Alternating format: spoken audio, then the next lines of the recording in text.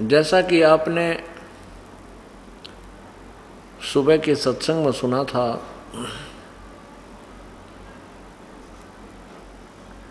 कि नल और नील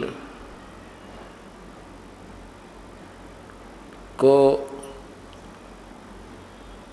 वो शक्ति कैसे प्राप्त हुई जिससे उनके हाथों से जल के ऊपर भारी से भारी वस्तु अर्थात पत्थर भी तैर जाते थे।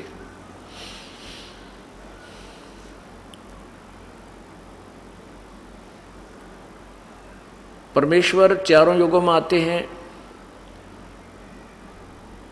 उनका वास्तविक नाम कबीर देव है। कबीर देव, हम उसे कबीर साहब कहते हैं। कबीर साहब, कबीर साहब का अर्थ है साहब माने भगवान, प्रभु, स्वामी, अल्लाह, खुदा, गॉड, राम, रब।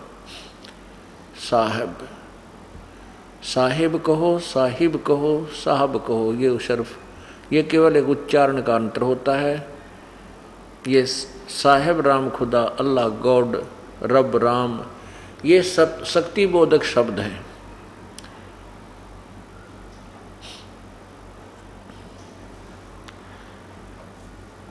आप सुन रहे हैं परमात्मा की, उस पूर्ण परमात्मा की महिमा। वो त्रेता युग में आए थे। किस नाम से आए थे? मुनिंद्र ऋषि के नाम से। नल नील को शरण में लेने के उपरांत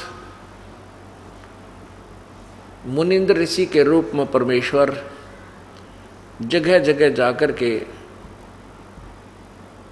अपने प्रवचन किया करते थे, अपने तत्व ज्ञान का प्रचार करते थे।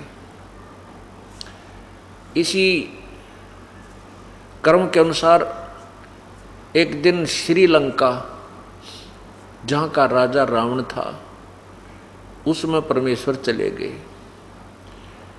श्रीलंका के अंदर एक चंद्र विजय नाम का भाट था। उसके पुत्र वधू, पौत्र पौत्री, ये कुल मिलाकर 16 सदस्य थे।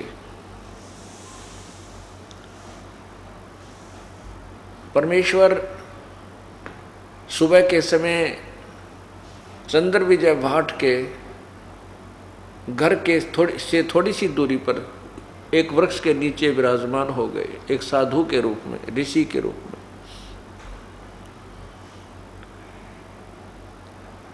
चंद्र विजय भाट सुबह सुबह फ्रेश होने के लिए गया था। जब वो आ रहा था, उसने देखा कि एक महापुरुष एक वृक्ष के नीचे विराजमान है। उन्होंने, चंद्र विजय ने मुनिंद्र जी परमेश्वर के चरण छुए और प्रार्थना की कि हे ऋषिवर, आपके दास का ये मकान बिल्कुल साथ में है, एक बार चरण रखिए, हमारे घर को अपने श्री कमलों से, श्री चरण कमलों से पवित्र कीजिए। परमात्मा तो गए इसी उद्देश्य से थे। उन्होंने कहा अच्छा भाई, कहाँ है तेरा मकान? कि ये साथ वाला ही है। परमात्मा ने वहाँ प्रवेश किया। 2-3-4 दिन तक वहाँ रहे, अपने तत्व ज्ञान का प्रचार किया। श्रीलंका का राजा रावण था।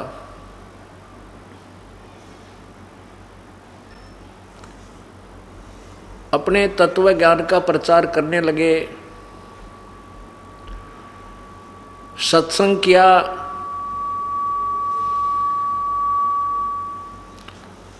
चंद्र विजय ने बहुत ध्यानपूर्वक परमात्मा की वाणी को सुना।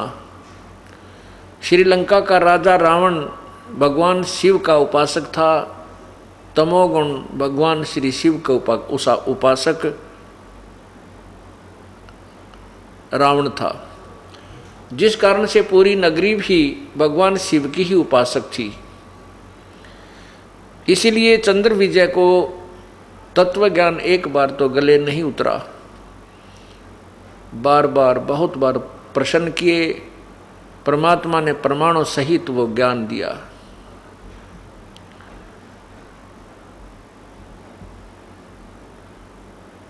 चंद्र विजय को ये बात समझ में आ गई कि जो साधना हम कर रहे हैं ये बिल्कुल व्यर्थ है।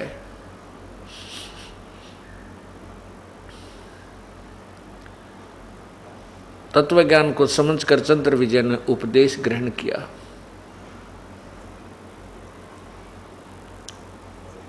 फिर परमात्मा वहां से चलकर अन्य स्थानों पर चले गए।